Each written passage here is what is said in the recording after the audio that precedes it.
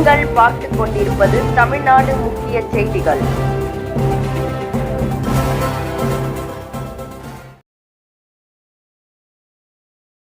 வணக்கம். திருவள்ளூர் அருகே 5 லட்சம் மதிப்பீட்டில் கட்டப்பட்டுள்ள புதிய நியாய விலைக் கடையை எம்.எல்.ஏ. வி.ஜி. ராஜேந்திரன் திறந்து வைத்து பொதுமக்களுக்கு இனிப்புகள் வழங்கினார். திருவள்ளூர் மாவட்டம் கடம்பத்தூர் ஒன்றியம் போலிவாக்கம் கோமதி நகர் பகுதியில் 2020-2021 ஆண்டு தொகுதி மேம்பாட்டு நிதியிலிருந்து ரூபாய் 5 லட்சம் மதிப்பீட்டில் கட்டப்பட்டுள்ள புதிய நியாய விலைக் கடையை திருவள்ளூர் சட்டமன்ற உறுப்பினர் வி.ஜி. ராஜேந்திரன் ரிப்பன் வெட்டி குத்துவிளக்கு ஏற்றி வைத்து திறந்து வைத்து பொதுமக்களுக்கு இனிப்புகள் வழங்கினார்.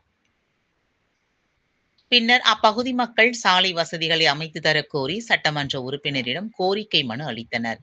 கோரிக்கையை ஏற்றுக்கொண்ட எம்.எல்.ஏ. விரைவில் அதனை நிறைவேற்றி தருவதாக உறுதியளித்தார்.